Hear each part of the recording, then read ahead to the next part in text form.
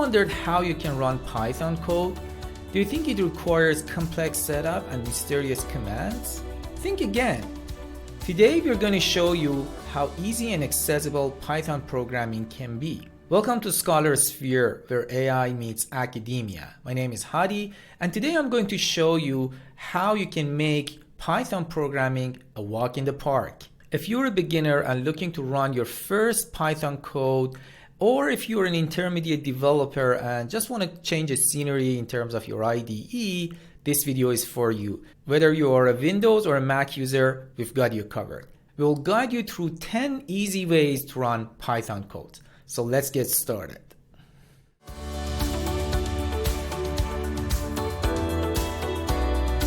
Let's start simple. The first and most straightforward way to run Python commands is using the command line.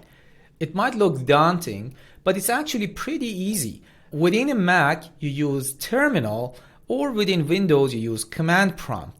All you need to do first is open a browser, go to python.org, and install the latest version of Python. It works the same way with Windows and Mac. Remember, when you start installing Python, you are given the option to install a few other tools such as pip, which is the default module installer inside Python. We'll talk more about it. And then inside Windows, you want to click on this add Python exe to path. However, inside a Mac, you don't want to add it to path. There is a reason for that, but let's not get into it. Anyways, go ahead and install it. Okay, this was set up. So to test if we have actually installed it properly and it is added to path and everything, you open your command prompt and type in Python and version.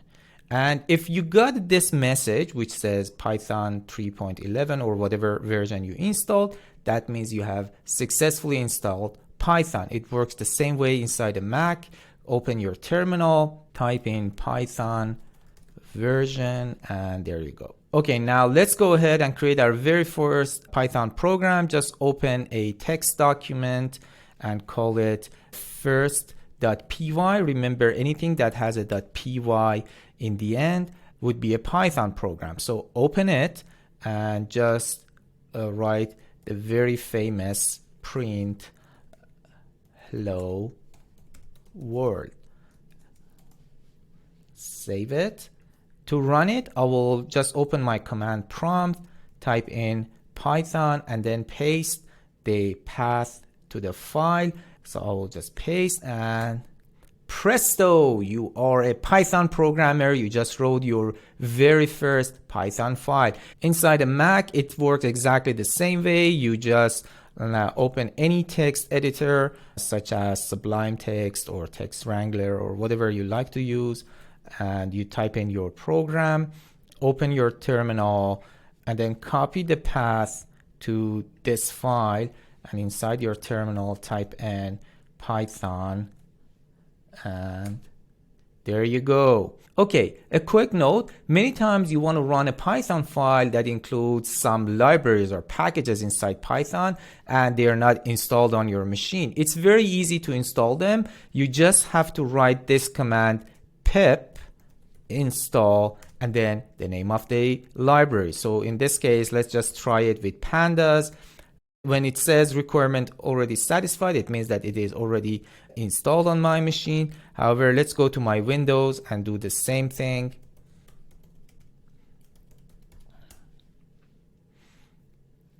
It will try to download and then install the library pandas.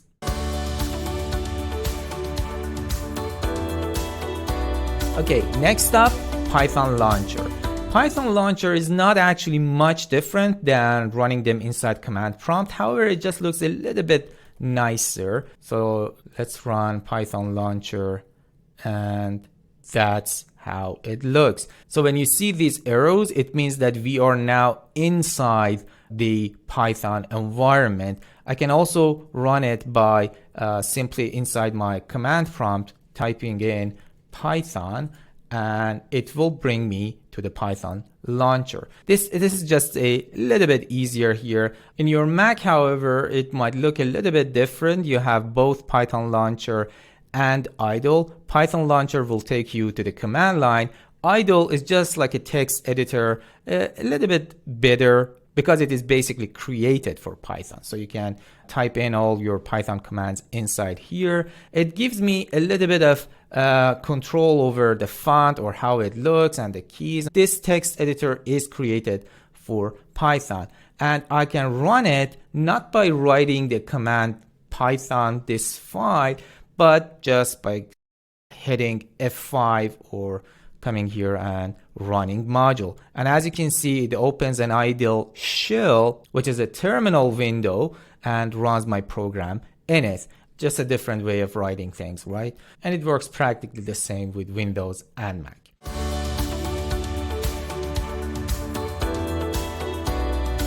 Let's move on to our third option. Things are about to become more exciting.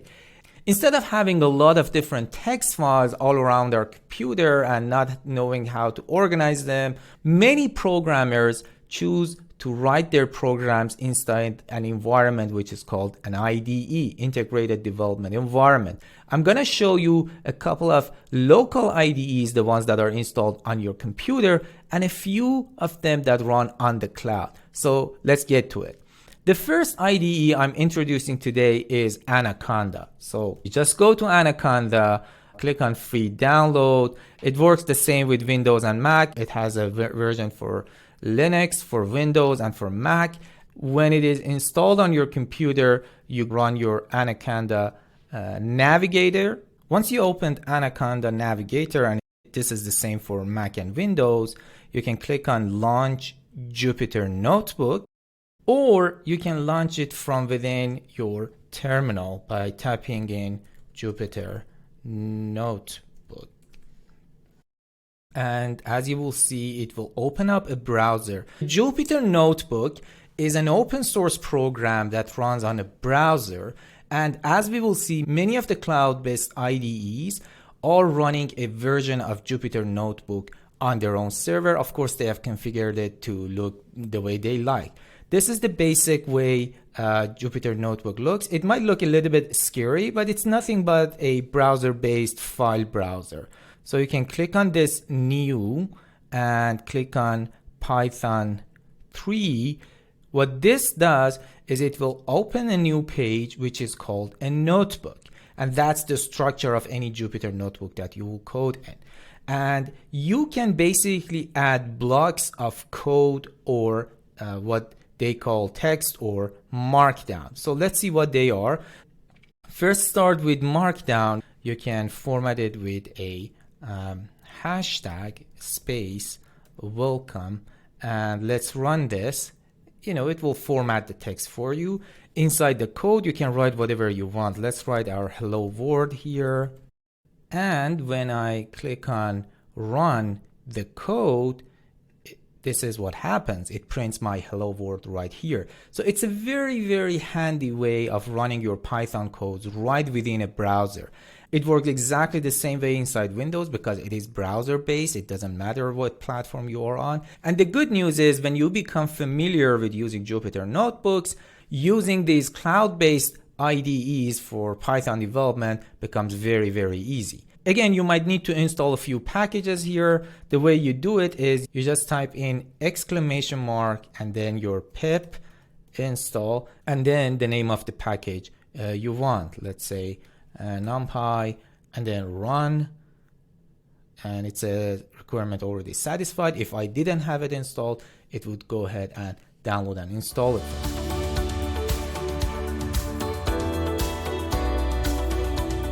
Alright, number 4 is PyCharm.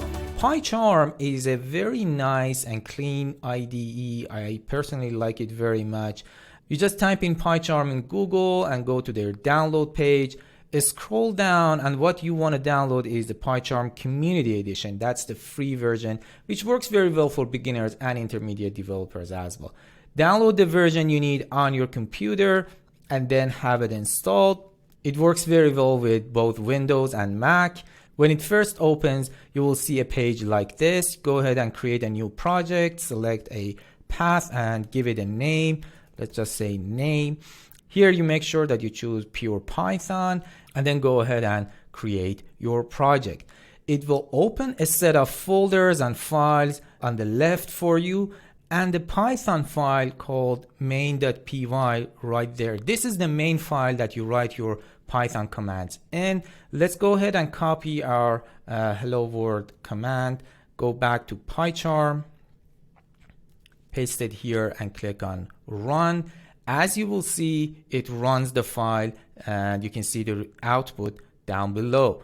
The nice thing about PyCharm is that you have everything you want in the same page. Like I can go to the terminal and write my terminal codes right here. Or if I need a package to be installed, I can just type it right here and it will search, and I have the option to install package as easily as clicking on this install package button. Again, works exactly the same way with Windows and Mac.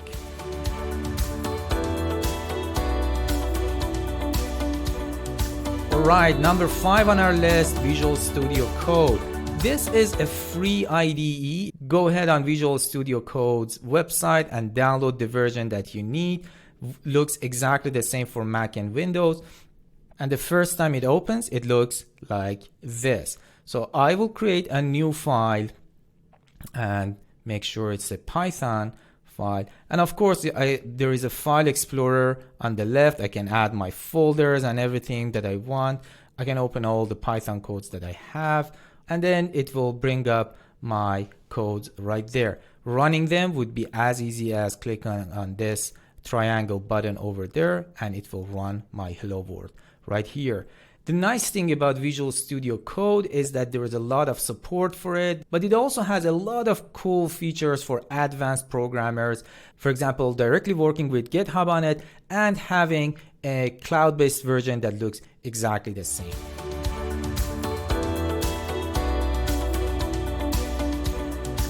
Okay, number 6 on our list is a tiny IDE which is called Thonny. Thonny is a great IDE for beginners. It has Windows, Mac, and Linux versions. Go ahead and download the version you want. When you open Thonny, it has a very simple interface. Go ahead and create a new file and type in your command. And then to run it, you would have to save the file and then click on this run button right there. It's as simple as that. It doesn't have a million functionalities, but it works very well for beginner codes. And to install packages here, you go to Tools and Manage Packages and search for the package that you want, and it will search. And for example, I want this Math2 to be installed, and it goes ahead and downloads and installs it on your computer.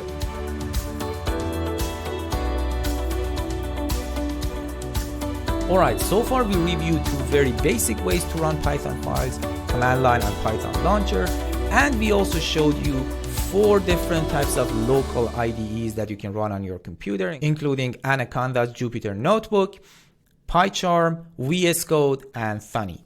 What if you don't want to use your local computer to run your Python programs? There might be multiple reasons for this. For example, it's a work computer, you don't have enough resources or space, or you just simply want to run something very fast, and for whatever reason, none of these methods are working for you.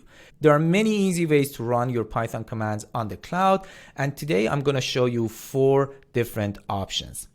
Our first option is Google Colab. Just search Google Colab in Google and then click on this. And it will bring you to this page. Click on Open Colab. And as you can see, it already has an interface which looks very much like an IDE. Go ahead and create a new notebook for yourself that's exactly like Jupyter Notebooks. No wonder, because Google Colab is running Jupyter Notebooks, just a modified version of it. Again, you can see your code blocks and your text blocks, and it's very easy and fun to write code here. You can just type in your hello world here and click on this run button, and it will start the server and run the code for you. Here are the results. I can add text blocks here and write the text. So for example, welcome, welcome to my course.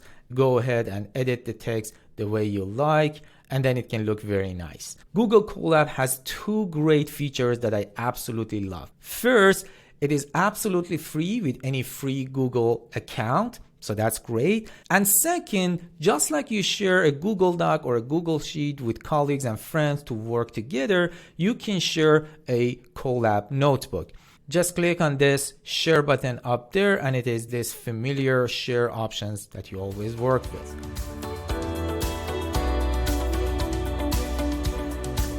Option number 8, Kaggle. Kaggle is another browser-based IDE. You can sign in with any account that you have, and this is how the dashboard looks. You can create a new notebook for yourself. Again, as you might expect, it will open another Jupyter Notebooks for us with the same options. I have my code blocks here, and I can run my code right here. It might take a few seconds the first time it's starting because it has to open up the server and power it on. And I can also add a markdown, just like we saw with the original Jupyter Notebooks. It has sharing options, and it is absolutely free. The great thing about Kaggle is that if your files and databases and your analysis become larger and larger, you can expand your notebook on a paid plan very easily.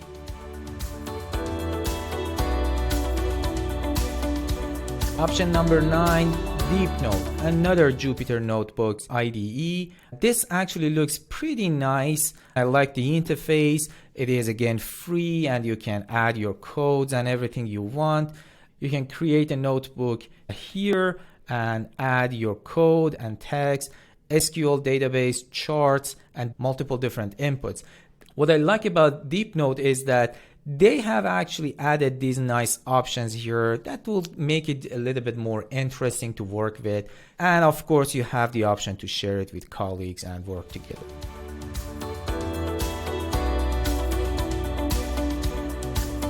Last on our list of 10, but definitely not the list, is a less known option called Gorm. I honestly don't know how to pronounce this, but let's go with Gorm. As you can guess, Gorm is a Japanese website. You can log in with your Google account. What you need is the IDE. So you open the IDE, it has this nice interface. You want to create a new container for yourself. You name it, let's call it first, and then create. It takes a few seconds to prepare it. When the container is created, you can run it. Container is basically something like a notebook. That's how it looks. It looks very familiar. It looks very much like PyCharm or VS Code. You have all your folders on the left, and you have your terminal down here. You can add your files and run them from within this IDE. Let's go ahead and run our command, and it will run it for us down here. It took a few seconds to run the command. Of course, this is not the fastest, especially if you're on a free plan. However, for multiple reasons, you might want to have a few options when it comes to running cloud-based Python code, because you can easily run out of resources on Google Colab or on DeepNote or Kaggle. And here's just another option for you.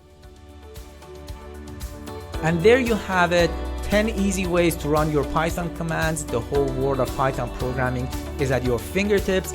Let us know in the comments below which of these methods works best for you. We appreciate your likes and shares, and don't forget to hit subscribe for more content like this. This is a Scholar Sphere, where AI meets academia. See you in the next video.